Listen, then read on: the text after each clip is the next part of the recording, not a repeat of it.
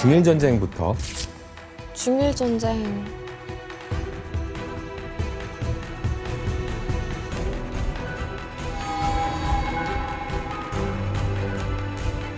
1941년 12월 7일 일요일, 일본은 진주만 공습을 시작을 했는데요.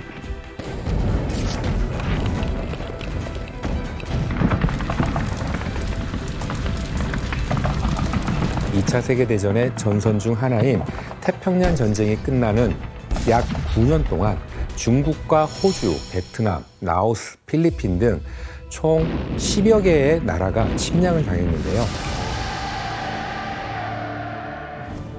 그 과정에서 엄청난 학살이 자행됐습니다.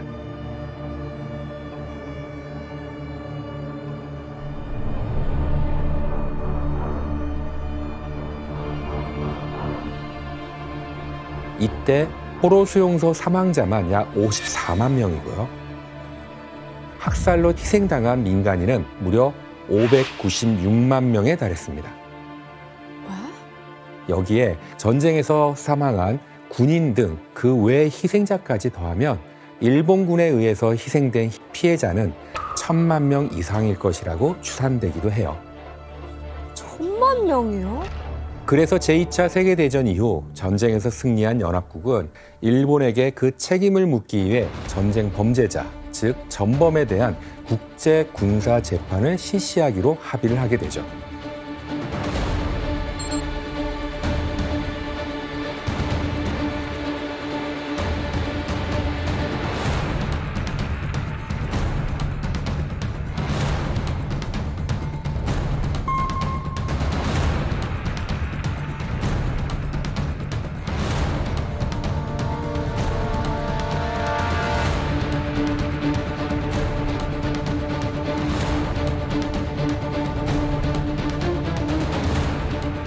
이 재판이 바로 1946년 일본에서 열린 극동국제군사재판, 일명 도쿄 재판입니다. 그런데 이 재판에서는 굉장히 이상한 상황이 벌어지게 됩니다. 다수의 전범 용의자들이 풀려나는가 하면 무기징역을 선고받은 전범들까지 석방되게 되는 거죠. 심지어 전쟁을 일으킨 일본의 실질적 책임자였던 쇼와 천황은 재판에 출석조차 하지 않았습니다. 뭐지? 말도 안 된다. 이 때문에 도쿄 재판은 국제적인 논란에 휩싸였고 도쿄 재판은 역사상 최악의 위선이다라는 말까지 남기게 되는 거죠. 인류 역사상 가장 큰 피해를 남긴 전쟁인 제2차 세계대전이 마무리되었던 1945년 7월, 연합국의 지도자들은 전쟁에 대한 처리 문제를 의논하기 위해서 한자리에 모이게 됩니다. 이때 회담을 나눈 곳이 바로 독일 동부의 작은 도시인 포츠담이었던 거예요. 포츠담. 예. 그럼 당시 포츠담에 어떤 인물들이 모였는지 사진으로 한번 확인해 볼까요?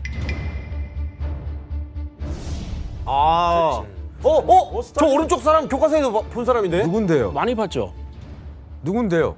잠깐만, 그 소련 공산주의 체제에 나왔던 스탈린 맞습니까? 스탈린. 예, 그죠? 맞습니다. 이야. 대박, 대박이다. 내 역사 기억에 덕분에. 남아있다, 이게. 예. 영국의 총리인 처칠, 미국 대통령인 트루먼, 소련의 지도자 스탈린. 연합국의 주축이었던 이들은 제2차 세계대전을 일으킨 독일의 전후 처리를 논의하고 아시아 태평양 전쟁의 장본인인 일본에겐 최종적으로 항복을 권유하는 일명 포츠담 협정을 맺었어요. 그리고 며칠 후인 1945년 7월 26일 포츠담 선언을 통해서 일본에 대한 전쟁 이후의 처리 방침을 이제 알리게 되는데요.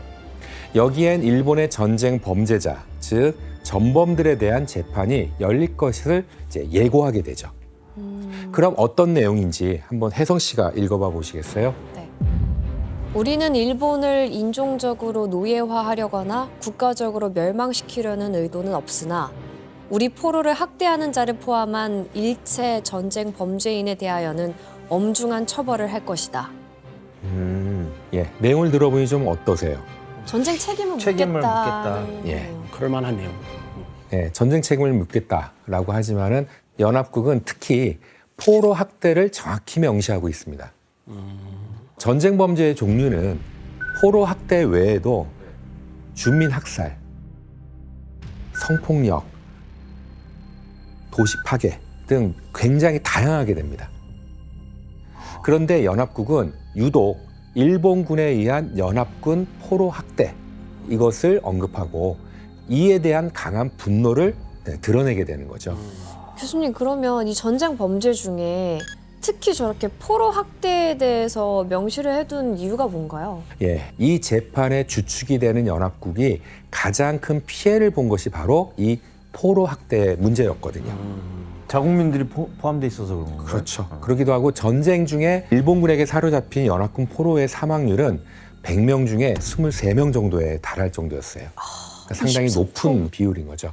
이는 제2차 세계대전 중 벌어진 포로 사망률 중 가장 높은 수치였습니다.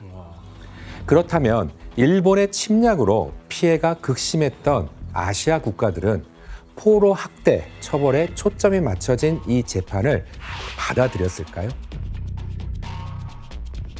먼저 목소리를 낸 건 중국이었습니다. 연합국의 일원이었으니까요. 중국은 일본이 중국 영토에서 저지른 무차별한 학살로 큰 피해를 받았다라고 하면서 그에 대한 처벌을 요구했죠. 그런데 이때 상대적으로 약소국인 아시아 국가들의 목소리는 완전히 무시되게 됩니다. 이것은 일본 전범 재판이 시작도 하기 전부터 강대국에 의한 논리로 그 기준이 정해졌다라고 하는 것을 의미하는 거죠. 근데 이때 우리나라도 사실 피해가 되게 컸잖아요. 거기에 따른 이 전쟁 범죄 처벌은 어떻게 됐어요? 한국의 피해 문제는 완전히 전범 재판에서 제외됐습니다. 힘이 없어서 그런가요? 약소국이라서 그런가요? 그 이유는 당시 도쿄 재판을 주도한 미국이 우리나라를 일본의 피해국으로 인정하지 않았거든요. 왜요? 프랑스 등이 속한 연합국은 당시 식민지를 보유하고 있었거든요. 그래서 자신들이 식민지를 지배하고 있으니 일본에게 식민지에 대한 범죄를 적용할 수는 없었던 거죠. 아, 내가 똥 묻은 게 있어서. 그렇지. 뭐 그렇다고 볼 수 있죠. 그죠. 그래서 연합국은 당시 식민지 지배를 당한 우리나라가 일본의 소유라고 판단했고 우리나라는 전쟁 피해에 대해 일본에게 추궁할 기회조차 가질 수 없었던 겁니다. 너무 안타깝다. 이렇게 식민지 지배를 당했던 아시아 국가들의 피해는 무시된 채 포츠담 회담이 진행됐어요. 그리고 회담이 있고 얼마 후 연합국은 일본에게 무조건 항복을 권유했지만 일본은 거부했었죠. 그러던 8월 6일과 9일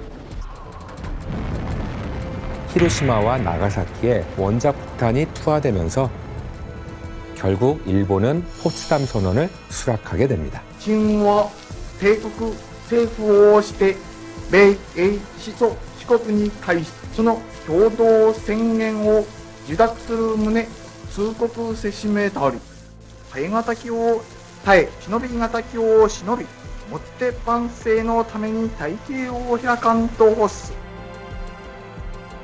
이는 곧 일본 정부가 전범들을 재판에 세우겠다라고 하는 것을 약속하는 것을 의미하죠. 일본이 전쟁에 항복하자 연합국은 미국의 주도하에 이 임무를 일본으로 보내게 됩니다. 유명한 사람일 것 같은데. 아유, 너무 멀리서 찍으셨네. 아니, 근데 알잖아요. 형 파이프 담배 선글라스. 메가더. 선배님. 바로 미국의 전쟁 영웅 더글러스 메가더 장군이죠. 네. 메가더는 연합군 총사령부 일명 GHQ의 총사령관으로 임명되면서 일본을 통치하는 실질적인 지도자로 일본 땅을 밟게 됩니다.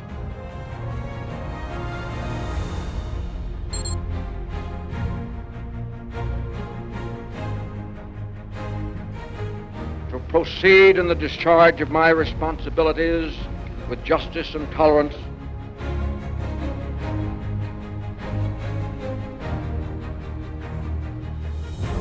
그리고 이때 메가더의 등장은 이후 열리게 되는 일본의 전범 재판, 즉 도쿄 재판의 판도를 뒤흔드는 결정적인 계기가 돼요. 1946년 1월 네. 메가더는 가장 먼저 도쿄 재판에 대한 법안을 마련하는데요. 이는 전쟁 범죄가 어떤 것인지 그리고 범죄에 따라 전범을 어떻게 구분할 것인지 결정하는 일이었습니다. 그래. 그럼 도쿄 재판에서 최종적으로 전쟁 범죄자를 어떻게 구분했는지 자료를 한번 볼까요? 네. 아, 급별로? 네, 전범은 A급과 B급 그리고 C급으로 나뉘는데 우선 A급 전범은 침략 전쟁을 계획, 준비, 개시, 수행, 공동 모의를 한, 즉 평화를 파괴한 죄라고 규정할 수 있습니다. 즉 전쟁을 지휘한 지도자들을 A급 전범이라고 규정을 했죠. 뭐 통수권자나 리더에 많이 해당되겠네요. 예, 맞습니다. 모든 전쟁의 책임은 전쟁을 계획하고 실행을 명령한 자들에게 있기 때문에 이들을 전범의 대표격인 A급 전범으로 규정을 하게 된 거죠.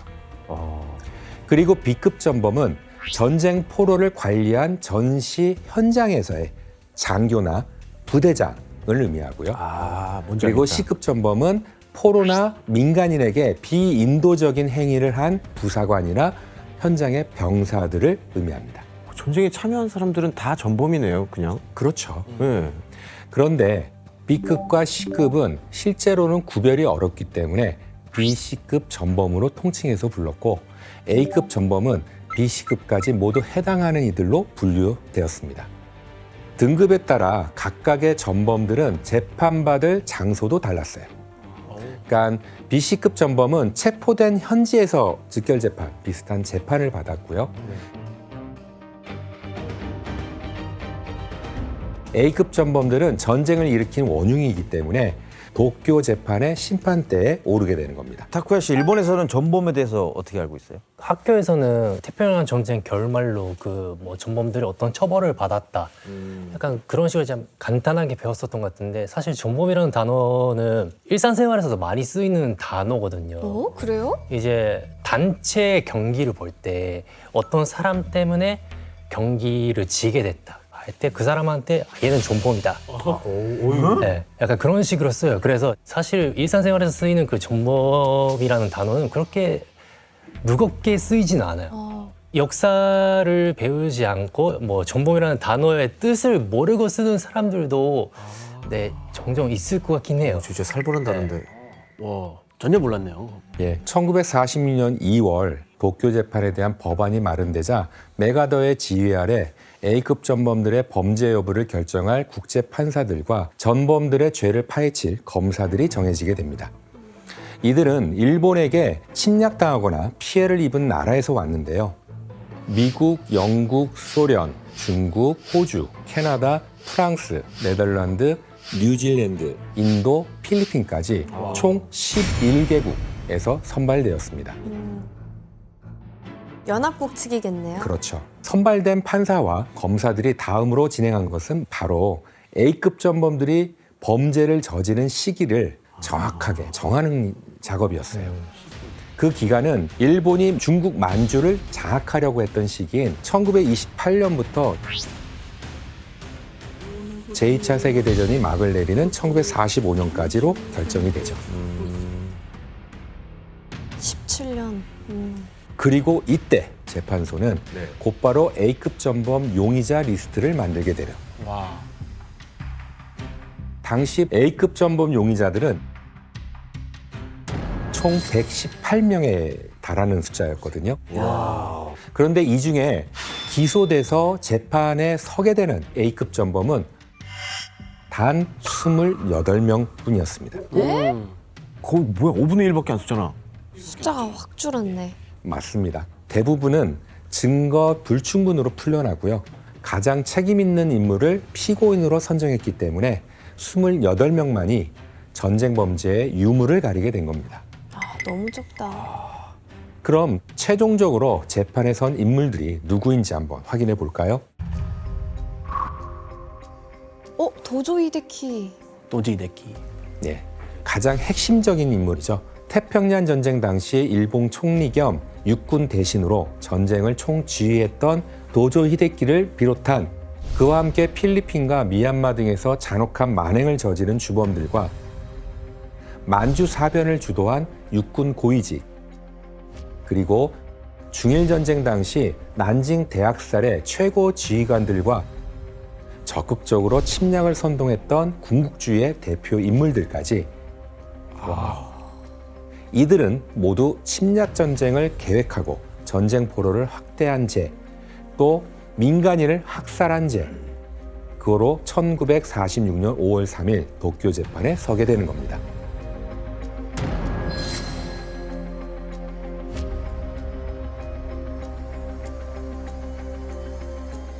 저 사람 제일 첫 번째 사진 아저씨. 도조 히데키. 도조 히데키. 참. 와, 근데 뭔가 얼굴이 다 당당해 보여요. 엄청 자신만만하게 들어오시네요. 뭐 이렇게 뭐 얼굴을 가리는 사람도 없고 어깨도 막 와. 그렇다면 재판장에 출석한 28명의 A급 전범들은 자신의 죄를 인정했을까요? 아 절대 안 하죠. 그렇죠. 100% 안 했다. 100% 안 했어.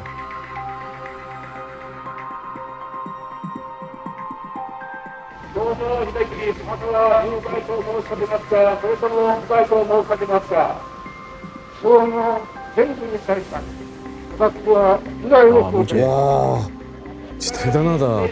저렇게 사람들 많이 죽여놓고.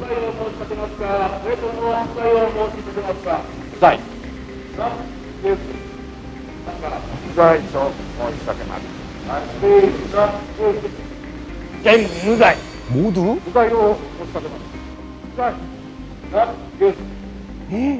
한 명도 없었어. 그렇죠. 이들은 모두 전쟁 범죄에 대해서 죄를 인정하지 않았을 뿐만 아니라 피구석에 있다고는 느껴지지 않을 만큼 너무도 태연했었거든요.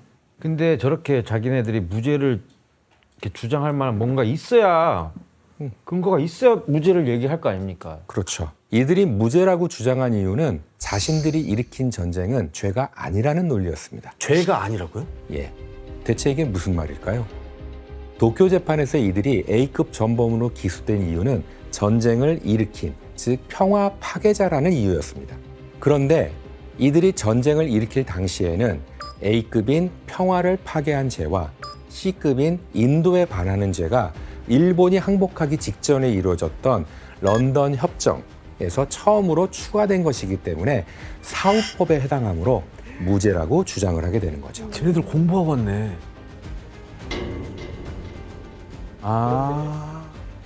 A급 전범들의 무죄 주장에 미국과 영국 등에서 파견된 검사 측은 이들이 제시했던 무죄 논리, 이거를 완전히 배척하게 됩니다. 그 근거는 도쿄 재판보다 먼저 시행되고 판결을 내렸던 나치 독일에 대한 뉘른베르크 재판의 결과에 따라 A급과 C급은 이미 국제법적으로 범죄 행위로 인정됐다라고 하는 거였죠. 오, 다행이다.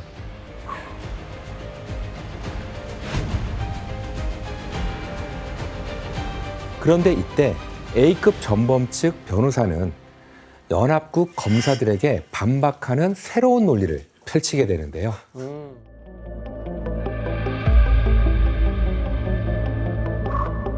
심지어 미국인이 보고 있는데.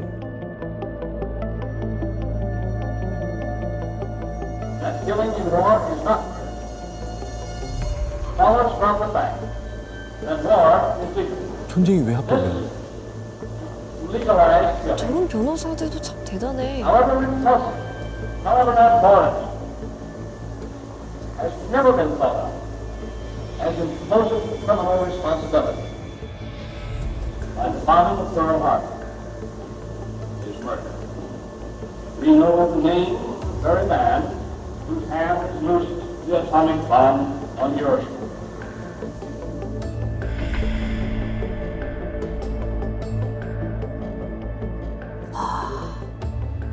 어이가 없는 것 같아요. 네, A급 전범, 즉 변호인은 진지만 공격이 살인죄면 원폭 투하는 인류 사상 최대의 살인 행위가 아니냐. 따라서 미국은 국제법을 위반한 전범국이다라고 주장을 하게 되죠. 변호인의 이런 주장에 재판장은 전쟁을 끝내기 위한 방법 중 숙고하고 숙고한 끝에 어쩔 수 없이 선택한 게 원폭 투하였다라고 이제 이야기를 하면서 일본의 이의 제기를 기각하게 되죠. 다행이다.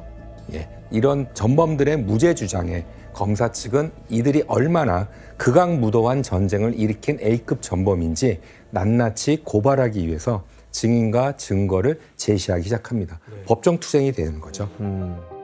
일단 검사 측은 일본이 침략 전쟁을 시작한 시기를 매우 중요하게 봤습니다. 그리고 침략 전쟁의 시작을 알린 한 인물을 지목하게 되는데요. 바로 A급 전범인 이타가키 세이시로였습니다. 이타가키 세이시로는 교활한 만주 침략자라는 별명을 가진 만주 지역의 일본 관동군 참모장이었어요. 교수님, 그럼 이타가키 세이시로는 뭐 만주에서 뭔 짓을 했길래 A급 전범이 된 거죠? 예, 그의 만행을 설명하기 전에 먼저 당시 일본의 상황을 함께 볼까요? 일본은 청일 전쟁과 러일 전쟁에서 연달아 승리하면서 점차 중국 진출에 대한 야심을 키워가기 시작을 합니다. 그리고 바로 식민지 조선을 교두보로 삼아 만주를 장악하고 중국 내륙으로 침략할 기회를 호신탐탐 노리게 되는 거죠. 와. 그런데 점차 세력을 뻗어나가던 일본과 달리 중국의 상황은 매우 위태로웠습니다. 1912년에 청이 멸망하고 중화민국이 성립을 했거든요. 네. 하지만 군사력을 기반으로 한 군벌들이 권력을 각 지역에서 잡고 있었고 그것이 하나의 파벌을 형성하고 있었거든요. 이때 만주를 차지하고 있던 군벌의 우두머리가 장쩌린이라고 하는 인물이었는데 1928년 갑자기 그가 사망하는 사건이 발생하게 돼요. 장쩌린이 탄 열차가 폭발을 하게 되거든요. 수상한 사건은 또 있었어요.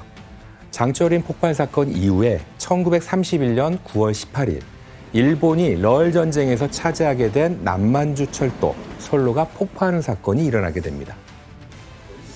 폭파는 그냥 일어나지 않지. 그러자 일본은 선로 폭발은 중국의 공격이라고 주장을 했고요. 이를 빌미로 삼아서 삽시간에 만주를 장악하게 됩니다. 교수님, 이 사건도 약간 배후에 일본이 좀 있었다, 자작극이다라는 냄새가 좀 많이 나네요. 예리한 지적이었어요. 좀 매서웠죠? 예, 아주 날카로웠습니다. 물러서기 싫었습니다. 예, 도쿄 재판에서 내부 고발자가 등장을 하게 되면서 이거 내부 고발자 나왔어? 네, 있었어요. 만주에서 있었던 일련의 사건들에 대한 일본의 음모가 밝혀지게 되는데요. 증인으로 나선 내부 고발자는 가장 먼저 만주 사변을 일으키는 계기가 되었던 남만주 철도 선로 폭파 사건은 이타가키 세이시로가 주도한 일본의 자작극이었다라고 증언을 하게 돼요. 사실은 중국이 공격했다고 덮어 씌우게 되는 거죠. 만주를 점령하기 위한 하나의 계략이었습니다. 그리고 내부 고발자는 또 한 가지 충격적인 발언을 하게 되는데요. 뭐야? 장쩌린 폭발 사건, 이것을 일으킨 주동자 역시 이타가키 세이시로였다라고 하는 것을 증언하게 되죠. 두 개다. 그리고 도쿄 재판의 검사들이 일본 만주 침략의 시작점을 장쩌린 폭발 사건이 일어난 1928년으로 잡은 것도 정확한 예측이었던 겁니다. 결국 도쿄 재판에서 내부 고발자의 증언을 근거로 일본의 중국 침략과 그 배후엔 이타가키 세이시로의 계략이 있었다는 게 밝혀지게 됩니다. 그리고 그를 시작으로 만주 사변이 일어나면서 무고한 민간인들이 얼마나 희생당했는지 밝혀지게 되죠. 아니, 크리스 씨, 만주에서 그 일본 전범들의 만행이 이 국제적으로 알려졌던 사건이 있었다면서요? 네, 그 전범들이 굉장히 엽기적인 행동을 해서 뉴스에 크게 난 적이 있는데요. 엽기적인 행동? 네, 엽기적인. 그 1934년도 만주국에 자원한 한 일본 군인이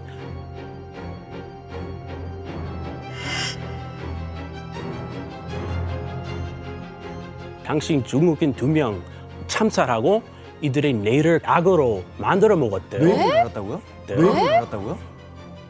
어머. 맞습니다. 이 모든 죄를 물어서 결국 교활한 만주 침략자 이타하키 세이시로는 사형을 선고받게 됩니다. 그리고 도쿄 재판의 검사 측은 만주 사변 이후 일어난 중일 전쟁에도 집중하게 되는데요. 특히 중일 전쟁에서 가장 많은 희생자를 낳은 사건이자 세계사에서 역대급으로 야만적인 사건으로 알려진 난징 대학살.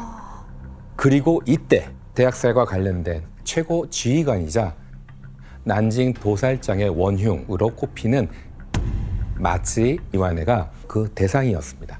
와, 이름 외워야겠어. 만주를 점령한 일본은 중국 본토를 차지하기 위해 중국 내륙으로 진격하게 되는데요. 상하이를 침략한 후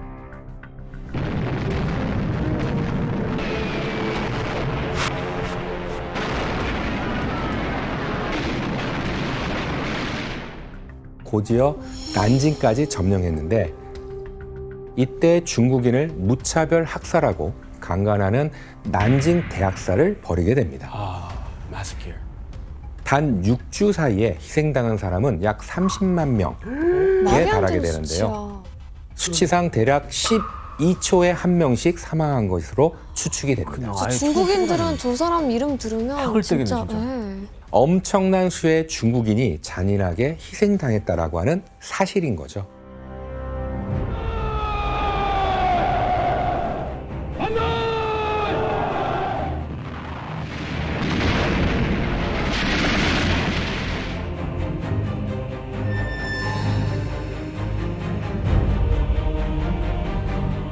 생매장인가요? 산채로 묻는 거예요? 예, 중국인을 생매장하는 일본군과 그 모습을 지켜보고 있는 부대원들의 모습이고요. 이건 뭐야? 묻힌 거예요? 아니면 머리만 잘라놓은 거예요? 예, 일본군이 중국인들의 목을 잘라 모아놓은 것입니다. 꿈에 나올 것 같아. 일본군의 만행은 이뿐만이 아니었는데 가슴이나 목까지만 중국인들을 생매장한 후 밖으로 드러난 부분을 칼로 자르거나 그들의 머리 위로 탱크를 몰고 지나가기도 했었어요. 심지어 세포트를 풀어서 몸을 물어뜯게 하기도 했는데 인간으로서는 할 수 없는 야만적인 행동을 좀 서슴지 않았다라고 볼 수가 있죠. 크리스 씨, 미국에서는 이 난징 대학살에 대해서 어떻게 배웠어요? 이건 아시아 속 홀로코스트 같은 사건이라고. 진짜 나치 홀로코스트 같은 아시아 속 그 사건이 일어났다 이렇게 배웠어요. 그 일본이 그때 비인간적인 짓을 많이 했고 무차별하게 여성분들 성폭행하고 민간인이든 군인이든 고문시키고 다 죽이고 그리고 다른 서방국들이 세이프존이라고 안전구역도 설치했는데 일본이 거기 건드리지 않겠다고 약속했다가 일본군이 그냥 들어왔어요? 쳐들어가서 막 끌고 나와서 고문시키고 죽이고 계속 그렇게 했었다고 해요. 세이프존까지. 교수님, 그러면 이런 진짜 말도 안 되는 난징 대학살을 주도한 사람도 저 재판에 나왔겠네요? 당연하죠. 난징 대학살의 주요 A급 전범으로 지목된 인물 역시 도쿄 재판의 피고석에 있었습니다. 도쿄 재판의 검사 측이 주장한 마츠이 이와네의 죄는 당시 그가 육군의 중국 중부방면 사령관으로서 부하들의 잔혹 행위를 막지 않았다라는 거였어요. 그의 방관적인 태도가 난징 대학살의 참상을 불러왔다라는 거죠. 이에 대해서 마츠이 이와네는 검사의 주장에 반박하기 위해서 스스로 증인으로 나섰는데 난징에서 약간의 불상사가 있었다는 소문만 들었을 뿐 이러한 사실에 대해 공적 보고를 받은 적이 없으며 법정에서 검찰 측이 주장하는 바와 같은 대규모 학살 사건에 관해서는 1945년 정전 후 도쿄에서의 미군 방송에 의해 처음 들은 것입니다. 그런 얘기 말이 되냐고요. 아 진짜 너무 싫다. 이에 대해 검사 측에서는 학살의 규모가 너무도 엄청나서 상황을 보고 겪은 사람이 많았기 때문에 몰랐다라고 주장을 하는 것은 말도 안 된다고 주장을 하게 됩니다. 그렇죠. 말이 안 되지. 그럼 교수님 재판에서 검사 측의 그 주장을 뒷받침할 만한 뭐 증거들이나 뭐 증거들이 좀 나왔나요? 그렇죠. 당연히 나왔죠. 당시 재판은 참상을 보거나 겪은 증인들의 진술로 이제 진행을 하게 됐는데요. 먼저 증인으로 나온 사람은 난징에서 외과의로 근무하던 미국인 의사였습니다. 그는 일본군이 아이들에게 거침없이 총을 쏘고 여성을 강간하고 있다는 말에 급히 쫓아가서 일본군을 가로막았다라고 합니다. 그리고 그가 있던 병원에는 일본군의 대검에 찔리거나 총을 맞은 중국인들이 셀 수 없이 많이 찾아왔었다라고 증언을 했죠.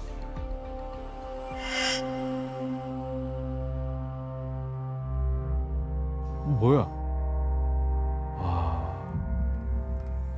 병원이 완전 아수라장이었겠어요. 그럼 어떡해.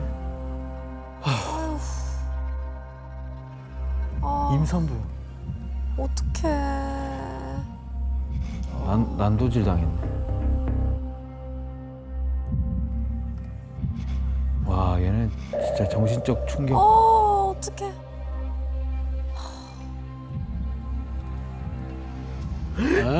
어떡해. 정말. 못 보겠어.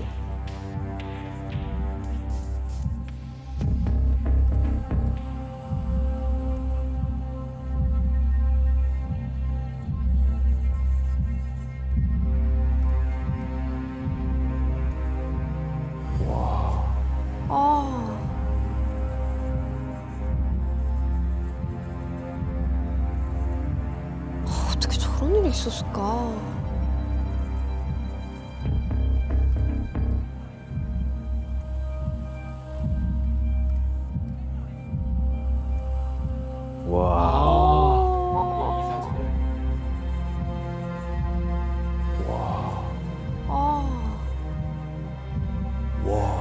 당시 난징은 거대한 인간 도살장이나 다름없는 모습이었다라고 합니다. 그 일본군의 상황이 도대체 어떻게 됐었던 것 같아요? 어떻게 돌아간 거예요? 그러니까 누구도 제어하지 않는 상황이었기 때문에 광기는 더욱 치솟았다라고 볼 수가 있는데요. 그러던 중 난징에서는 일본군들의 목베기 시합, 목베기 시합까지 벌어지게 됩니다. 이 사건을 실은 게재한 일본 신문을 한번 볼까요?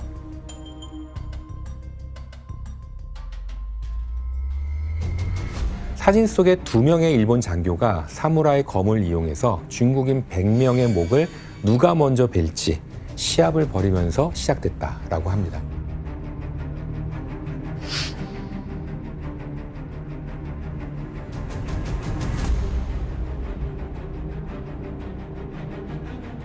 처음엔 둘 다 100명이 넘는 바람에 무승부로 결론이 났는데 다음번엔 누가 먼저 150명을 베느냐를 두고 재시합을 하기로 했다고 기사는 전하고 있습니다. 그 뭐 일종의 놀이처럼 생각한 거잖아요. 이거 대중 신문이에요? 그냥 네. 아니 지금 그리고 보면 사진이 약간 좀 너무 당당한 것 같은 느낌인데 왜 그런 거예요? 예, 일본에선 이러한 참수 경쟁이 전쟁 용사의 무용담으로 칭송을 받았기 때문이었어요. 특히 한 장교의 고향이었던 소학교에서는 백인 참수 경쟁을 부교재로 다루면서 핏발이 서고 살이 떨리면서도 유쾌한 이야기다라고 할 정도로 일본에서는 중국인 학살이 마치 영웅담처럼 전해졌다라고 볼 수 있는 거죠. 그러니까 심지어 이 두 장교를 취재했던 한 기자가 이들에게 참수 경쟁 이야기가 기사로 나가면 신부 후보들이 좀 많이 오겠어요 라고 하는 어떤 농담이라고 할까요? 덕담이라고 할까요? 그런 것까지 이제 전했다라고 하는데요. 헐, 뭔 소리야? 그러니까 당시 전쟁의 승리를 자랑스럽게 여겼던 일본의 분위기를 좀 짐작할 수 있었던 하나의 사건이자 기사라고 볼 수가 있는데요. 근데 이제 뭐 모든 증언 이런 증거 자료들이 검사 측에 이제 다 나왔으니까 뭐 발뺌할 수는 없겠네요. 예. 재판에서 난징 대학살에 대한 증언으로 일본군의 잔혹행위가 명명백백히 드러나게 되죠. 결국 A급 용의자였던 마치 이완에는 난징 대학살의 지휘관으로서 사형을 선고받게 됩니다. 1946년 5월 시작된 재판은 어느덧 1년 7개월이 지나고 있었습니다. 도쿄 재판을 향한 전 세계의 이목이 한 인물에게 집중되게 되죠. 그는 일본의 모든 권력을 움켜쥔 채 아시아를 정복하고 대규모 학살을 자행하는 등 잔혹한 행동을 서슴지 않았습니다. 이런 모습 때문에 히틀러로 비유하며 아시아의 히틀러, 전쟁 독재자라고 불렸는데요. 바로 도조 히데키였습니다. 드디어 나오네.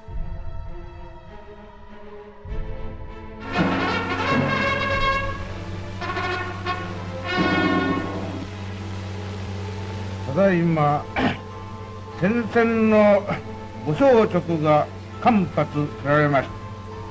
米国の流体東亜の荒廃、まさにこの一戦にある。一億国民が一切を挙げて国に報い、国に準ずるの時は今であります。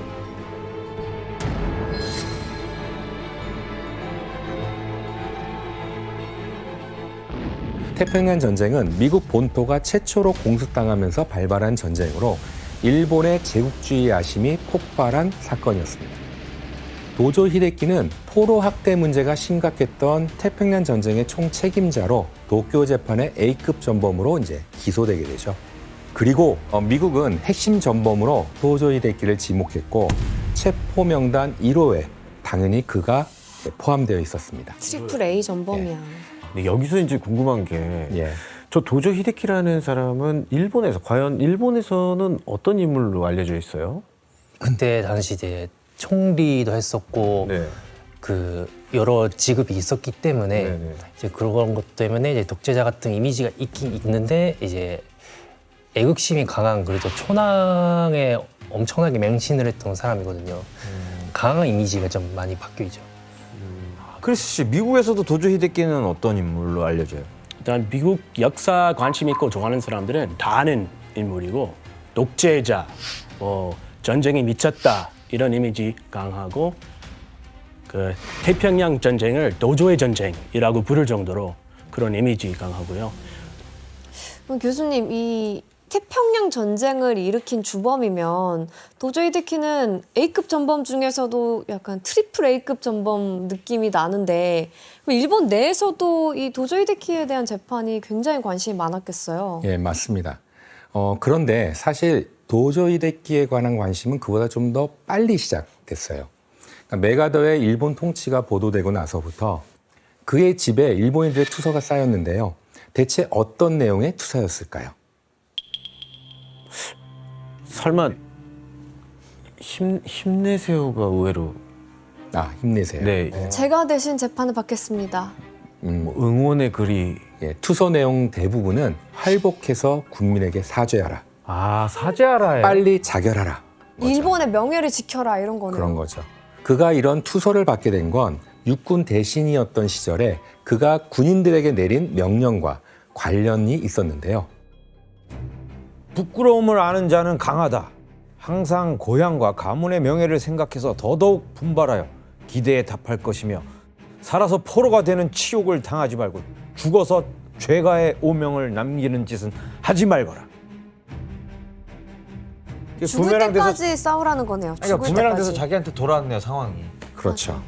그러니까 실제 일본의 무수한 젊은 군인들은 이 명령을 지키기 위해서 패전과 동시에 자결을 선택했는데요. 와. 이를 겪었던 일본 국민들은 아시아 태평양 전쟁에서 일본이 패하자 이젠 전쟁을 지휘한 도조 히데키가 그 책임을 질 차례다라고 하면서 자결을 요구하는 투서를 보냈던 거죠. 저 문장 그대로 그냥 복사해서 투수하면 될 것 같은데. 자기가 했던 말 그대로. 그는 이런 투서를 받고 굉장히 두려워했다라고 합니다. 그러니까 자결을 할 것이냐 아니면 연합군의 재판을 받을 것이냐를 두고 갈등하던 그는 결국에 몰래 유서를 쓰고 이웃집의 의사를 찾아가게 되는데요. 의사요? 네. 황당하게도 도조 히데키는 목욕탕에 들어갈 때마다 왼쪽 가슴에 동그라미를 그리면서 심장의 위치를 확인했다고 합니다.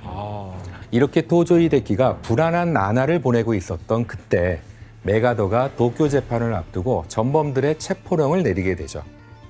체포령이 떨어지자 미군들은 도조 히데키를 체포하기 위해서 그의 집으로 향했는데요.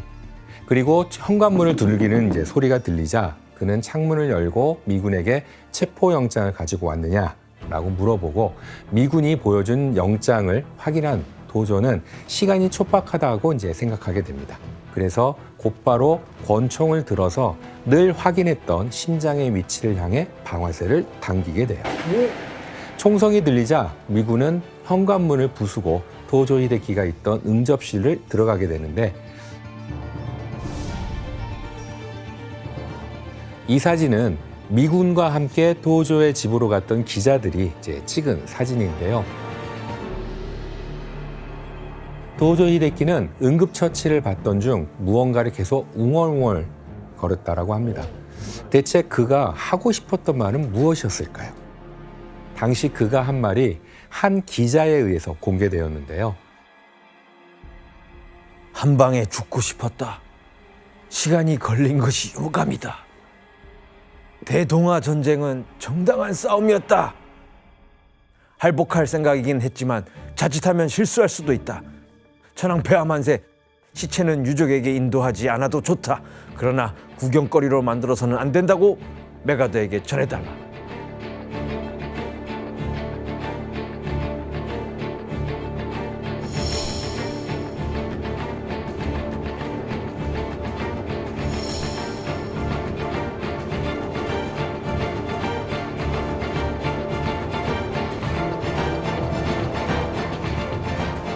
명이 기네. 잘못 썼다라는 게 바로 여기서 그 나오네. 의사가 일부러 잘못 알려줬나 보다. 나도 지금 그 생각하고 있었어요. 심장 위치를 재판 받으라고. 아니 어떻게 하면 이렇게 죽지도 않아? 그는 청상을 입은 상황에서도 일본이 일으킨 전쟁은 정당한 전쟁이었다라고 하는 걸 이제 주장을 했다라고 볼 수가 있죠. 그는 미리 연습했던 대로 오바를 막기 위해 자기 가슴에 동그라미를 그려놨는데 그렇게까지 했는데도. 발사 순간 총이 좀 이렇게 들리는 바람에 총알이 심장에서 빗겨나고 말았다고 해요. 총도 못 쏘는 양반이. 이후 도조 히데키는 미군 병원에서 의식을 회복했고요. 그리고 자살 소동 이후 건강을 회복한 도조 히데키는 약 한 달이 지나서 A급 전범으로 도쿄 재판에 서게 됩니다. 회복도 빠를 정도면 되게 그냥 경상 아니야? 한 달 만에 회복할 정도면? 그러니까요. 그때 당시 이제 토조 히데키가 일본 병사들에게 이제 포로로 치욕을 당할 당하지 말라 그런 식으로 알려줬기 때문에 이 자살 시도를 하고 또 살았잖아요. 네. 그걸 보고 국민들은 또 이제 적을 죽이지 못할 망정 본인도 죽이지 못하냐 약간 그런 비판적인 시선이 있었다고 해요. 아니 근데 이쯤에서 이제 우리가 알고 넘어가야 될 게 이 도쿄 재판 심판대에 오른 그 도조 히데키 저 사람의 죄목은 뭡니까? 세계 전쟁을 일으킨 ABC 거죠. 다 해당될 것 같은데. 예. 도쿄 재판의 검사 측은 네. 토조 히데키가 태평양 전쟁 당시에 일본군으로 인해 목숨을 잃은 포로들을 묵인했다라고 이제 주장을 하죠. 실제로 태평양 전쟁에서 일본군에게 포로로 잡힌 2만 7천 명의 미군 중에 40%가 목숨을 잃었다라고 합니다. 그러니까 포츠담 선언에서 미국을 비롯한 연합국이 가장 우선시한 쟁점이 하나 있었는데 포로 아까 확대하는 그렇죠. 것. 기억나시죠? 바로 포로 확대 문제였습니다. 그럼 C급이잖아. 그러니까요. 전쟁을 도모하기도 했으니까 A급에서 서가는 거죠. A, B, C 다 해당되는 거죠. 그래서 도쿄 재판의 검사 측은 이 문제를 집요하게 파고들었는데요. 1864년 스위스 제네바에서는 네. 전쟁이라고 해도 인명을 구하기 위한 인도적 활동은 보장하는 국제적 협약을 맺게 돼요. 네. 그건 19세기에 이미 맺게 되는데 일명 제네바 협약이라고 하거든요. 그리고 1차 세계대전이 끝나자 1929년에 그 협약의 내용이 추가가 되는데요. 그 내용을 한번 혜성 씨가 읽어봐 주실래요? 네. 전쟁 포로에게 가능한 구호와 보호 조치를 취하고 비인도적 대우를 하지 않으며 적대 행위가 끝나는 즉시 본국으로 송환한다. 예, 제네바 협약에 따르면 이 협약을 지키지 않을 경우 전범 재판의 처벌 대상이 될 수 있었던 겁니다. 그런데 태평양 전쟁에서 포로 희생자가 많았잖아요. 네. 도쿄 재판의 검사 측은 그 이유가 도조 히데키가 전쟁을 일으키고 포로 학대를 묵인했기 때문이라고 주장을 합니다. 그러니까 이 포로의 인권에 대한 이슈가 전면에 딱 컸었죠. 등장하게 된 거네요. 예. 그래서 태평양 전쟁 중 발생한 포로 학대에 있어서 도조 히데키의 책임이 크다고 판단한 거예요. 그러니까 이 포로 확대에 대해서 되게 민감한 이유가 특별히 따로 있는 거죠? 예. 연합국의 포로 희생자가 많았던 것도 문제였지만 미군을 대상으로 한 엽기적인 전쟁 범죄가 좀 밝혀진 것도 한 몫을 하게 됩니다. 사건이 발생한 곳은 일본 본토에서 남쪽으로 1000km 정도 떨어진 곳에 있는 지치지마 섬이었는데요. 이 섬은 일본 본토를 연결해주는 중간 보급로이자 군사적으로 전략적 요충지였습니다. 그렇다 보니 섬에는 일본군이 주둔해 있었고요. 그러던 어느 날 지치지마 섬이 이 미군의 공격을 받았는데 이에 대항하던 일본군이 미군을 향해 폭격을 퍼붓게 됩니다. 그리고 이때 미군의 폭격기가 격추되면서 비행하던 미군들이 죽거나 바다에 빠지게 되었는데요. 그중 한 미군 중위는 간신히 탈출해서 미군에게 구조가 되는데 그가 바로 미국의 제41대 대통령인 조지 부시였어요. 예. 조종사였어요. 부시가 거기서 구출된 거예요? 구출됐었죠. 아빠 부시죠? 예, 아빠 부시. 예. 하지만 포로가 된 미 해군 조종사 8명은 처형당하고 맙니다. 그런데 충격적인 상황은 이때부터 시작되게 돼요. 포로를 잡은 일본군은 군 내부에서 공로를 인정받아 연회까지 열게 되는데요. 바로 이때 일본군 중장이 부하에게 충격적인 명령을 내리게 됩니다. 안주가 부족하니 처형한 미군의 내장을 가져와라 라고 호기롭게 얘기를 한 거죠. 안주가 부족해서 예. 인육을 미군 내장을 처형한 미군의 내장을 다녀와라. 그러니까 농담스럽게 했다는 거죠? 아니 진시했습니다.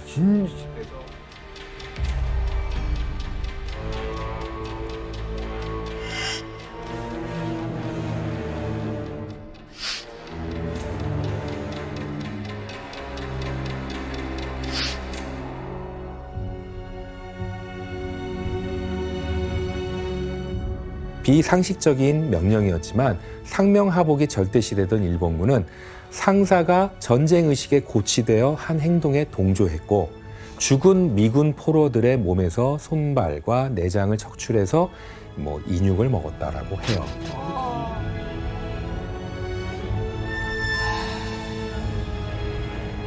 훗날 명령을 내렸던 중장은 포로 살해 그리고 사체 유기죄로 사형을 당했다라고 합니다. 교수님, 그럼 이런 진짜 말이 안 나오는 잔인한 포로 학대가 제일 심했던 곳이 어디예요? 당시 태평양 전쟁의 전선 상황을 보면서 한번 이야기해 보도록 할게요.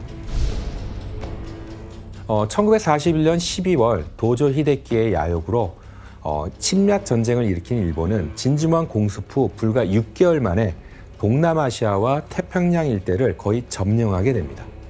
그리고 이곳에서 7만여 명의 군인을 포로로 잡게 되는데요. 바로 일본의 해상자원 수송의 길목이었던 필리핀이었습니다. 필리핀.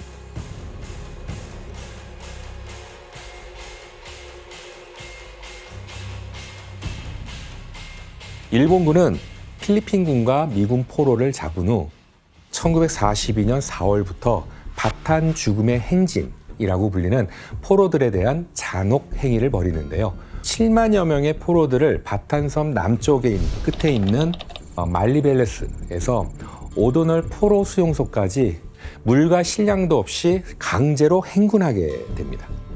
끌고 가는 거죠. 그 거리가 무려 약 120km에 이제 달하는 거리였는데요.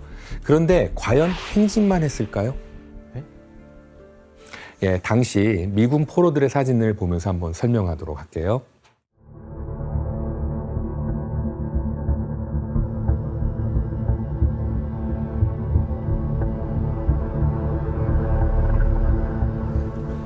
네, 이 사진들은 행진 중 찍힌 미군 포로와 시체들인데요. 대부분의 포로들은 일본군에 대해 아무런 저항도 할 수 없도록 손이 등 뒤로 이렇게 묶여있는 것을 볼 수 있죠. 이런 상태에서 음식을 전혀 제공받지 못했기 때문에 길가에 있는 사탕수수 줄기를 입으로 뜯어 먹었었다라고 합니다. 게다가 일본군은 포로들에 대한 신체적 학대도 서슴지 않았는데요. 포로들이 제대로 씻지도 못해서 면역력이 약해지자 말라리아와 같은 각종 질병에 걸리기 시작했는데 강행간 치료법은 태양치료였어요. 야, 이게 말도 안 되는. 일광욕 그거를 계속 그렇죠. 시켰구나. 그러니까 사실 이것은 치료가 아닌 고문의 일종이라고 할 수가 얼마나 있는데요. 덥겠어요. 열대 지역인 필리핀의 뜨거운 햇빛을 오랫동안 그늘도 없이 쐬게 하는 거죠. 그럼 일사병 더우면. 탈진 나지. 그러면 당연히 목이 마르겠죠. 물도 안 주잖아요. 지켜보고 있던 일본군은 물을 달라고 호소하는 포로들에게 물 대신 총을 쏴서 죽였어요. 이렇게 가혹했던 바탄 죽음의 행진이 끝나자 7만여 명의 포로 중에서 16,000여 명이 사망을 하게 되고요. 대략 54,000여 명만이 수용소에 도착할 수 있었다고 너무 합니다. 잔인하다. 아니 당시 그 포로들이 도착한 이 수용소 안의 모습도 되게 궁금한데 그 안에서 생활은 어땠어요? 거기도 엄청 끔찍했죠. 모습은 완전 해골 같았어요. 착해서도 문제 이거 봐. 뼈밖에 없고요. 먹을 게 너무 부족하고 수시로 병에 걸렸대요. 그래서 특히 비타민이 부족해가지고 생일인 병인데 각기병에 주로 걸렸는데 이 때문에 다리 힘이 약해져서 제대로 걷지도 못하고 포로들이 그러다가 많이 죽었대요. 그러니까 영양실조로 죽을 것 같은데. 교수님, 식인 사건이나 이 죽음의 행진의 대상이 미군 포로였잖아요. 예. 이것 때문에 이제 미군이 가만히 있지 않겠죠. 그렇죠. 미국이. 예. 그러니까 미국이 이 사실을 알게 된 건 약 2년이 지난 후인 1944년 10월이었습니다. 메가더 장군이 필리핀을 재탈환하기 위해서 돌아왔을 때였는데요. 이때서야 미군 포로에 대한 학대 사실이 이제 알려졌고 미국 정부와 여론은 이제 분노로 들끓게 되죠.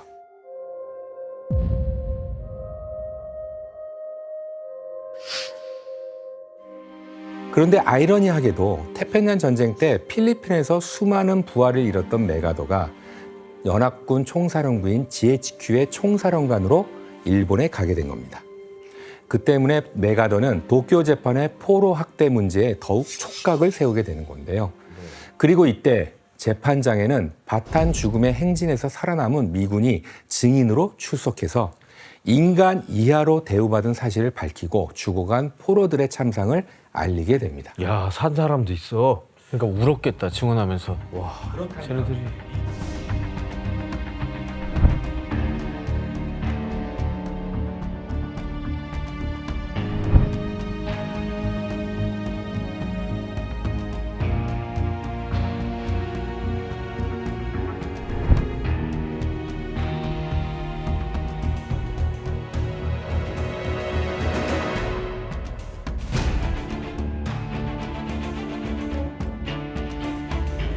그렇다면 미군의 증언을 들은 토조 히데키의 반응은 어땠는지 한번 지원 씨가 읽어봐 주실래요? 오, 저 진짜 얼마나 화났을까. 포로 관리는 필리핀 담당 총사령관에게 있어. 모든 것은 담당 사령관의 재량에서 벌어진 일이요. 나의 명령으로 이루어진 일이 결코 아닙니다. 발뺌하는구나. 예, 들어보니 좀 그렇죠? 예. 남 탓을 했어. 예, 이렇게 도조 히데키는 자기 부하에게 책임을 떠넘기고 자신은 죄가 없다고 주장을 하게 됩니다. 그런데 태평양 전쟁 시기 일본군의 포로 학대는 필리핀에서만 일어난 게 아니었어요. 그러니까 이들이 점령한 동남아시아와 태평양 전선 일대에서 동시다발적으로 발생을 했는데요. 가장 많은 포로 희생자가 발생한 곳이 어딘지 지도를 볼까요? 여기가 아니야. 바로 버마, 현재 미얀마라고 불리는 곳입니다. 당시 일본은 버마를 포함해서 동남아시아 전체를 점령하라는 야심이 있었어요. 그래서 1942년 12월 전쟁 물자를 운송하기 위해 버마에서 태국, 시암까지 있는 철도를 건설하게 하는데요. 여기에 전쟁 포로를 투입하게 되는 거죠. 그러면 이 철도 건설 과정에서도 희생자들 생겼다는 얘기인가요? 예. 일본은 철도 건설을 위해서 동남아 지역에서 전쟁 포로가 된 약 5만여 명의 연합군 포로와 약 20만 명의 아시아 포로를 투입하게 됩니다. 그런데 고된 강제 노동과 부족한 식량 등 일본군의 행포로 인해서 철도가 건설되던 약 16개월 동안 무려 10만여 명의 포로가 사망하고 맙니다. 11명이나. 예, 오죽했으면 이 구간의 철로를 버마 죽음의 철도라고 불렀는데 당시 현장에 있던 포로들 모습을 영상으로 한번 확인해 보겠습니다.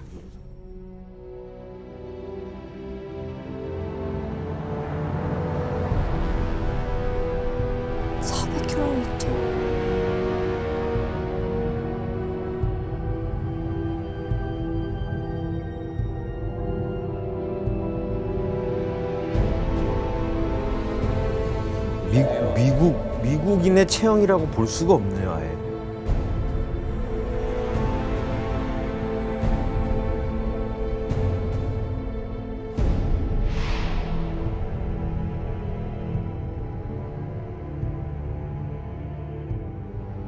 예, 포로들의 모습이 정말 처참하죠. 네. 예. 강제징용이네요. 그렇죠. 당시 일본군은 포로들에게 하루 12시간에서 20시간, 20시간 정도 강제 노동을 시켰고요. 병에 걸리면 식사량을 3분의 1로 줄이는 벌을 주기도 했습니다. 더 잘 먹여야 되는데. 예. 원리도 뿐만 아니라 포로들 사이에 콜레라가 번지게 되면서 콜레라로 죽은 사람들과 함께 살았던 사람도 화형시키는 비인도적인 행위를 하게 되는 거죠. 화형. 예. 옮길까 봐. 그렇죠.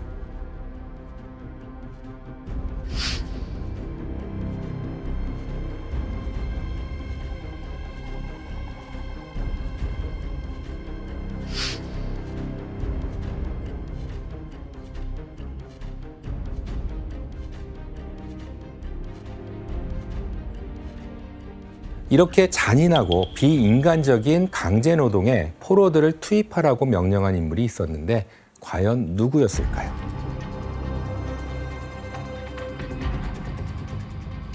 도조 히데키. 예, 그게 바로 도조 히데키였습니다. 야, 뭐 이쯤 되면은 이제 도조 히데키가 무죄라고 발뺌하기에는 좀 늦은 거 아닙니까? 예, 도조 히데키는 도쿄 재판에서 죽음의 철도 건설 당시 포로들의 강제 노역을 지시한 건 사실이었다라고 인정을 합니다. 그가 이렇게 순순히 인정한 이유는 도대체 뭐였을까요? 의례적으로 대수롭지 않다고 생각했나 보죠. 포로한테 그렇죠. 뭐 밥 주고 일 시킨 게 뭐 그게 뭐가 뭔 문제냐? 잘못이냐 뭐 이렇게. 예, 그건 강제 노역을 전쟁 범죄라고 생각하지 않았기 때문이었어요. 다 맞추네. 이후에 도조 히데키는 최후 변론을 하게 되는데요. 페이지로 따지면 장장 190장에 이르는 긴 내용이었습니다. 어휴.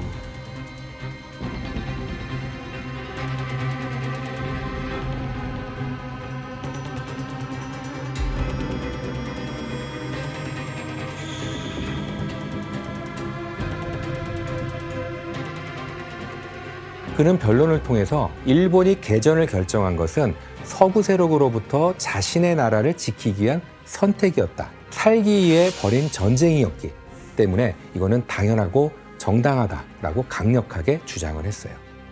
이 말은 즉 자신은 무죄라는 거였죠. 판사들은 A급 전범인 도조 히데키에게 태평양 전쟁의 총책임자로서 포로 학대와 강제 노역, 민간인 학살에 대한 모든 책임이 있다고 판단했어요. The International Military Tribunal for the Far East sentences you to death by hanging. 그리고 그에게 사형 선고를 내리게 되죠.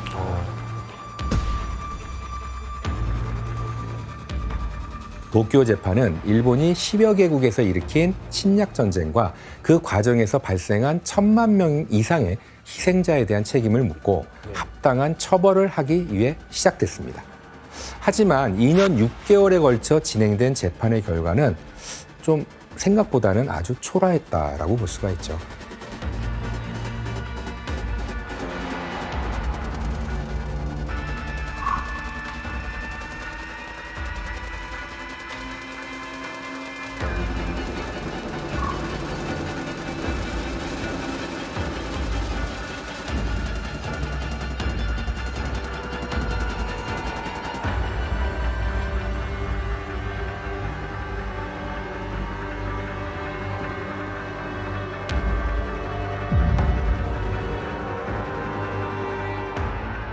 대체 왜 또 다른 전범 학살자들에 대한 처벌은 이루어지지 않은 걸까요?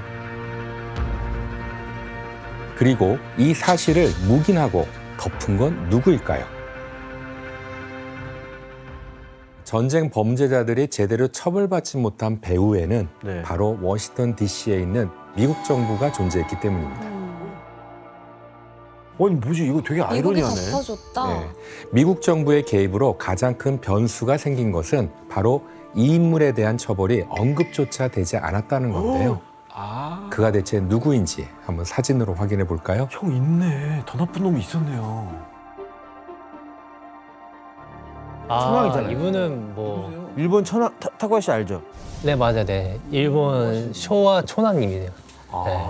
이제 그때 당시는 뭐 육해군 통지를 했었고 이제 모든 권력을 가지신 분이라고 보시면 됩니다. 거의 신 같은 존재였잖아요. 신적인 존재. 그렇죠. 왕이었죠, 뭐. 네. 쇼와 천황은 대체 어떻게 전쟁 책임에서 완전히 벗어날 수 있었던 걸까요?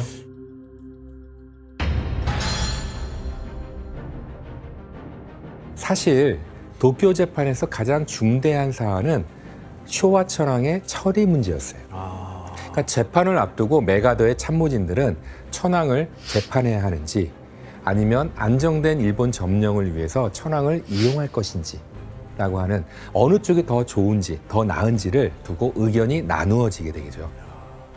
그러니까 한편 당시 미국 정부는 일본의 제국주의 침략의 원인은 쇼와 천황에게 있다라고 주장하면서 천황제를 폐지하려는 움직임을 보이고 있었고 천황을 전쟁 범죄자로 기소해서 도쿄 재판에 세우려고 했었습니다. 그런데 이때 천황의 전쟁 책임 문제의 흐름을 바꾼 한 명이 등장하게 되는데 바로 메가더였던 거예요. 메가더가 왜요? 메가더는 천황을 전쟁의 책임에서 완전히 벗어날 수 있도록 계획하게 됩니다. 메가더가 연합군 총사령부 총사령관으로 일본에 도착한 직후 쇼와 천황은 메가더를 찾아가 아주 긴밀한 만남을 가지게 됩니다. 야, 궁금하다. 이때 메가더는 일본에 대한 원활한 통치를 위해서 일종의 정치적인 거래를 하게 되는데요. 당시 어떤 일이 일어났는지 자료를 한번 보도록 할까요? 네.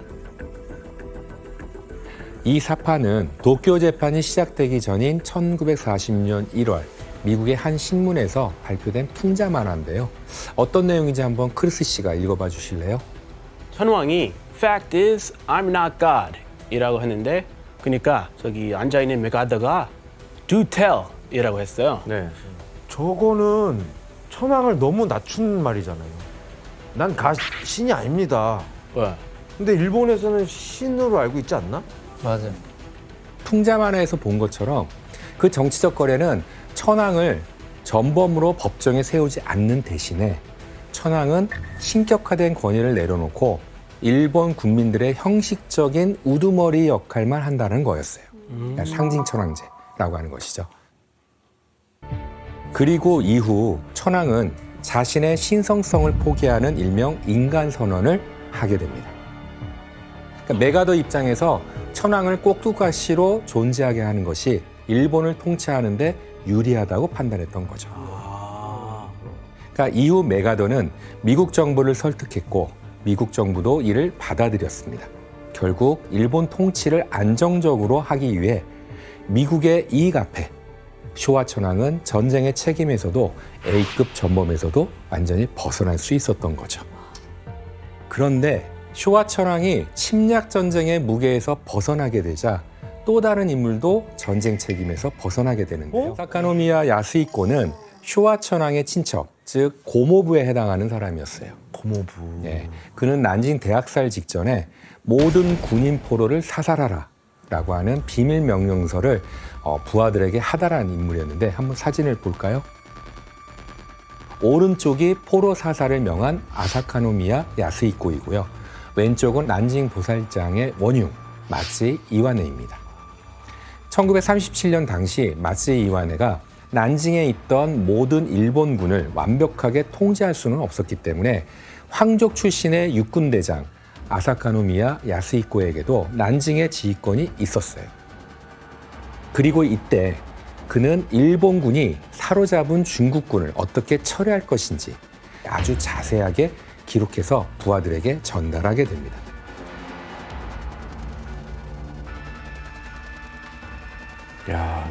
진짜. 잔혹한 그의 명령에 중국군들은 사살당했고 더 이상 난징의 시민들을 보호해줄 자국 군인이 사라지자 단 6주 사이에 약 30만 명의 중국인이 희생당하는 난징 대학살까지 벌어지게 되는 것이었죠. 원흉이네. 하지만 그는 쇼와천왕의 친척이라고 하는 이유로 도쿄 재판에 기소조차 되지 않았고 난징 대학살의 모든 책임은 모두 마츠이 이와네에게로 넘어가게 됩니다. 야, 그럼 뭐 교수님 그럼 천황의 이 친족들은 거의 뭐 처벌을 안 받은 거예요? 다? 싹 다?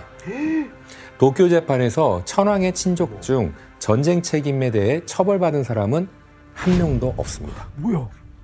저 당시에 미국은 진짜 이 전범들의 진상을 밝히는 것보다는 국익에 도움이 되냐 안 되냐 거기에 더 초점을 맞췄던 맞습니다. 거네요. 아니 그거 누가 결정을 내린 거예요? 메가더를 메가더 포함한 선배님이 미국이 그분 되는 거죠. 처벌하지 말라. 예. 메가더 선배님. 처벌하지 말라. 그러니까 일본의 황족 남자들 중에는 주요 요직에 있는 이들이 많았지만 대부분 체포를 면하거나 체포를 당해도 기소되는 일은 없었는데 이는 모두 메가더의 뜻이었습니다.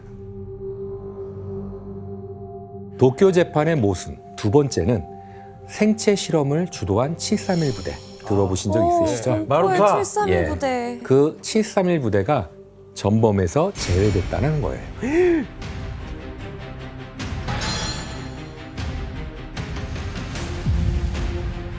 731 부대는 중국 하얼빈에서 민간인 생체 실험을 주도하며 생화학과 세균 병기를 사용한 연구에 집착을 하는데요. 중국인, 조선인, 러시아인 등을 대상으로 인체 실험을 지휘하게 됩니다. 각종 전염병으로 감염시키거나 강제 임신, 산채로 사람을 부검하는 등 극악한 실험을 자행하게 되죠. 산채로 어떻게? 특히 인간의 탈을 쓰는 악마로 불리는 731 부대의 부대장 이시시로, 사진 많이 봤어요. 의학 박사이자 미생물학자인 이시시로는 세균전 마니아였어요. 그러니까 교수님 저희가 마루타라고 알고 있는 실험을 한 사람이 지금 이 사람이라는 예, 거죠? 맞습니다. 우리나라에서도 그 영화 개봉됐을 때 되게 충격이었거든요. 네. 인체 실험을 좀 이렇게 용이하게 하기 위해서 사람들의 머리를 깎았다고 하더라고요. 그 모습이 마치 마루타, 즉 통나무처럼 보인다고 해서 그 통나무란 뜻이에요? 그렇게 불렀는데 이시시로에게 인간은 그저 실험 도구에 불과했던 것이죠. 약간 사이코패스 느낌. 이후 일본의 한 대학 교수에 의해서 밝혀진 731 부대의 인체 실험 방법은 당시의 상황을 적나라하게 이제 보여주는데요. 혜성 씨가 한번 읽어봐 주실래요? 건강한 인간에게 병원체를 보유한 진드기를 빻아 넣어 만든 식염 수유제를 주사해 유행성 출혈열에 감염시킨다. 발병으로부터 5일 이내에 산 사람으로부터 내장을 적출, 병원체가 남아있는지를 조사하기 위해 결국은 산채로 해부한다. 731 부대의 인체 실험에는 아이들도 큰 희생양이 되었는데요. 콜레라균이 묻은 사탕을 나눠주고 병에 대해 관찰하기도 했습니다. 그리고 태어난 지 얼마 안 된 갓난아기들, 단 3일 된 신생아까지 실험 대상으로 여겼는데요. 731 부대가 심혈 기울여 연구했던 것이 바로 이 동상 실험. 손을 얼음물에 이렇게 담근 채 얼마나 괴로워하는지 관찰했다는 거예요. 이시시로는 동상 실험을 통해서 동상에 걸린 일본군 병사들을 치료하는 데 필요한 최적의 해동 온도를 알아내려고 했던 거였어요.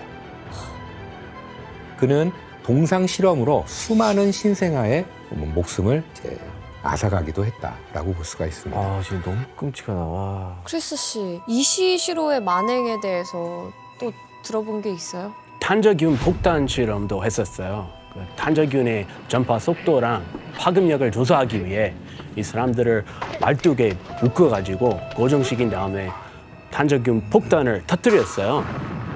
그리고 결국 다 탄저균에 감염이 돼가지고 모두 세상을 떠났다고 하고요. 또 731 부대의 비밀을 숨기려고 인체 실험 대상자들 전원을 다 죽이라고 명령했어요. 완전 범죄를 꿈꿨네요. 그렇다면 이렇게 명백한 전범이었던 그는 어째서 도쿄 재판에 없었던 걸까요? 그 이유는 미국이 인체 실험 정보를 얻기 위해 이시시로를 처벌하지 않았기 때문입니다. 이거 사실이에요. 메가더는 미국 정부로부터 한 통의 전화를 받게 되는데요. 전화를 한 미국 정부의 고위 관계자의 말을 재성 씨가 한번 읽어봐 주실래요?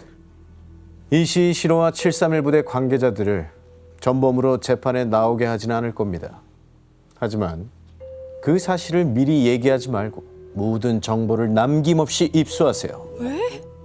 그 실험 자료를 넘겨달라고 한 건가요? 예, 맞습니다. 바로 731 부대의 연구 자료가 미국의 의학 발전에 큰 도움이 될 것이라고 판단했기 때문이에요.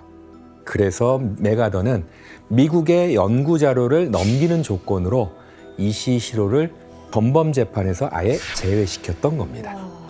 말이 안 되는 짓이지 이거. 우리나라 사람들이 많이 희생됐는데 그러니까요. 그 이후로는 뭐 재판에 안 서고 이 사람 뭐 어떻게 됐어요? 예, 미국은 연구 자료를 넘기기로 한 이시시로에게 약 25만 엔을 대가로 지불했어요. 뭐요? 돈을 줬다고요? 예, 당시 공무원의 4년치 연봉에 해당하는 큰 금액이었습니다. 심지어 돈까지 줬어요. 예, 그리고 심지어 이시시로를 첨단 시설이 갖춰진 미국 육군 기지로 데려가 세균 무기 개발을 하는 실험소에 고문으로 삼기도 했습니다.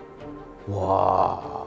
이후 그의 자취는 공개되지 않았는데 일부 알려진 사실에 따르면 그는 일본으로 돌아와서 병원까지 개업하고 자유롭게 살았다고 합니다. 그리고 다른 731 부대원들도 의학 관련 분야에서 굵직굵직한 자리를 이제 차지하게 되죠. 너무 화가 난다.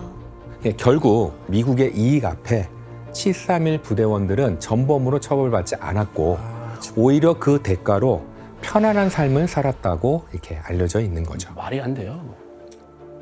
그런데 이렇게 전쟁 범죄에 대한 혐의를 벗은 인물 중에는 훗날 일본 정계에서 거물로 성장한 정치인도 있게 됩니다. 우리도 알고 있는 사람. 바로 일본의 전 총리 아베 신조의 외할아버지로 알려진 기시 노부스케였어요.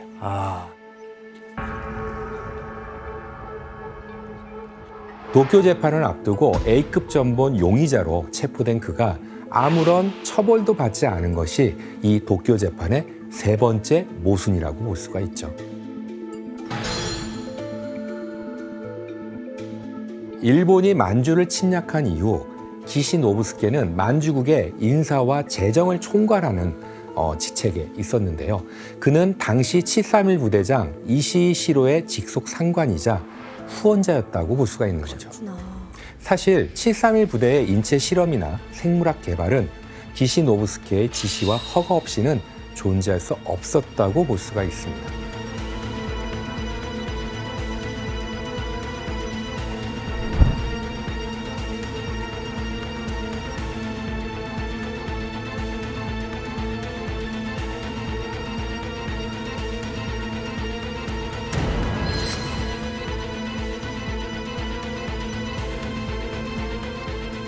하지만 도쿄 재판이 진행되는 2년 6개월 동안 형무소에 체포되어 있었던 키시 노부스케의 조사는 웬일인지 제대로 이루어지지 않았고요. 그리고 그는 도조 히데키를 비롯한 전범 7명이 처형된 그 다음 날 자유의 몸으로 풀려나서 다시 정계로 진출하게 됩니다. 그렇다면 일본 침략 전쟁에 영향을 미친 그는 어떻게 풀려날 수 있었던 걸까요? 표면적으로 드러난 기시노부스케의 석방 이유는 그가 전쟁을 주도한 일본 지도자의 회의, 대본영 정부 연락회의에 참석하지는 않았다라고 하는 점입니다. 그리고 전쟁 중 패전을 예감하고 도조 히데키에게 전쟁을 끝냅시다라고 하는 종교를 주장했었던 것이 정상 참작된 점도 있었다고 해요. 아니, 그럼 저 사람은 정정당당하게 풀려난 거네요. 과연 그럴까요? 명분이 지금 거의 그러지 않습니까? 예. 막아달라고 했다고 하고 끝내달라고 했다고 하고. 기시 노부스케가 석방된 이유는 사실 미국의 입김 때문이라고 하는 주장도 있습니다. 뭐야? 당시 네. 일본 총리가 바뀌는 시기였는데 주일 미국 대사는 기시 노부스케를 친미적으로 활용할 만한 인물이라고 윗선에 보고했다라고 하는 게 있어요. 이거 봐, 또 정치적으로. 정확한 사실은 알 수 없지만 결국 기시노부스케는 1957년 제56대 일본 총리직에 오르게 됩니다. 그리고 미국과 동맹 관계를 더욱 견고히 하면서 국제사회에서 일본의 입지를 다져가는 역할을 하게 되죠. 타쿠야 씨 혹시 또 전범 면제를 받은 또 다른 인물들이 있습니까? 아, 네, 한 명 더 있는데요. 이제 극우파였고 이제 구구파. 지식인으로 활동을 했던 오카와 슈메이라는 사람이 있는데 이 사람이 침략 전쟁을 주장하면서 소동적인 책을 냈었고 만주국을 세우기 위한 음모 활동 같은 것도 하면서 이제 A급 전범으로 기소가 됐었는데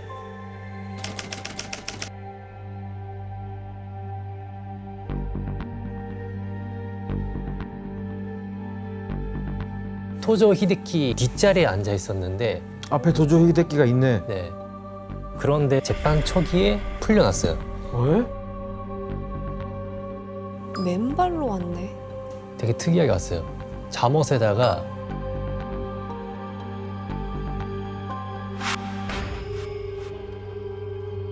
토조 히데키의 머리를 갑자기 때리는 돌발 행동을 하면서 저 영상이에요? 장면 봤어요. 웃고 있어. 정신병으로 맞아요. 돌발 행동을 보여지면서 이제 정신 이상으로 거기서 풀려나면서 이제 정신병원으로 이송이 됐거든요. 네. 그러고 사형을 면하게 되었어요. 약간 냄새가 좀 나는데요? 그 얘기도 있어요. 예. 교수님, 이 미국이 개입을 해서 전쟁 학살자들이 재판장에 서지도 않은 경우도 있는 거잖아요. 그러면 이 기소가 된 A급 전범들의 처리는 제대로 됐어요? 도쿄 재판의 또 다른 모순은 기소된 A급 전범들조차 제대로 된 처벌을 받지 않았다는 겁니다. 저 28명 중에 풀려난 사람들이 또 있다는 거예요? 예. 1948년 11월 도쿄 재판에서는 A급 전범으로 기소된 28명 중에서 감옥에서 이제 병사한 2명과 정신 이상으로 기소가 취소된 오카 슈메를 제외한 25명의 A급 전범에 대한 판결이 진행되게 됩니다. 그중 16명은 종신형을 받았고요. 2명은 각각 20년형과 7년형을 받게 되는데요. 사형 선고를 받은 건 단 7명 뿐이었습니다. 아유, 정말. 그런데 놀랍게도 기시 노부스케가 총리직에 오르고 1년이 좀 지난 1958년 4월 종신형을 선고받은 A급 전범 전원이 감형되는 충격적인 사건이 발생하게 되죠. 왜 감형이 되고 뭐야? 대체 그 이유가 무엇이었을까요? 이해할 수가 없어요. 잠깐 전원이 왜 감형이 되지? 그냥 말이 안 돼요. 바로 도쿄 재판 전후 동아시아 지역에 찾아온 냉전 때문이었습니다. 제2차 세계대전이 끝나고 서로 다른 이념으로 대립하게 된 미국과 소련은 각자의 동맹을 구축해서 세력을 넓혀 나가기 시작을 했죠. 그리고 이때 미국이 소련에 대항해서 사회주의 국가를 견제하는 전략적 요충지로 선택한 곳이 바로 일본이었습니다. 그런데 일본을 동맹국으로 정한 미국에겐 한 가지 고민이 있었어요. 전범. 맞습니다. 바로 일본이 국제적인 전범 국가라는 거였죠. 미국은 일본이 국제 무대에 당당하게 서서 힘을 보태려면 경제를 부흥시키고 주권을 회복시켜야 한다고 판단했던 겁니다. 그래서 일본에 주둔하던 연합군 총사령부는 점령 통치를 끝내고 일본의 주권을 이제 돌려주게 되죠. 형을 받고 수감 중인 전범들도 이때 모두 사면되게 되는 거예요.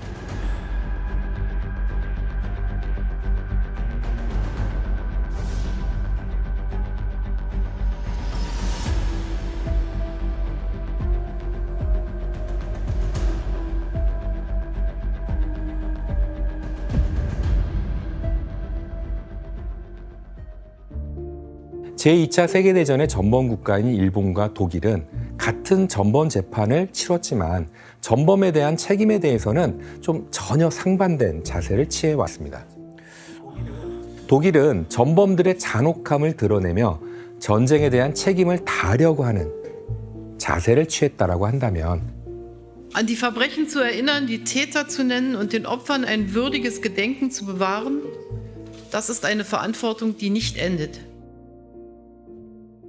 일본은 B급 전범은 물론이고 A급 전범도 합사된 야스쿠니 신사에 참배를 하고 A급 전범으로 사형당한 7명을 기리는 순국 7사묘를 기리면서 전쟁의 책임을 부정하고 있는 거죠. 심지어 A급 전범 용의자였던 기시노부스케는 순국 7사묘를 조성하는 과정에서 비문까지 작성하는 기만을 부리는데요. 제대로 된 처벌을 받지 않은 전쟁 학살자들은 버젓이 정치계에 진출해서 지금의 일본을 만들었다라고 볼 수가 있죠. 일부 역사가들은 일본의 이런 태도가 도쿄 재판에서 전범들이 제대로 처벌받지 못했기 때문이라고 역사적인 평가를 합니다. 이것이 바로 도쿄 재판이 우리에게 남긴 역사인식이 아닐까 생각합니다. 역사는 있는 그대로 평가하고 이를 토대로 그 책임을 온전히 다할 때 바로 설 수 있다고 볼 수 있습니다.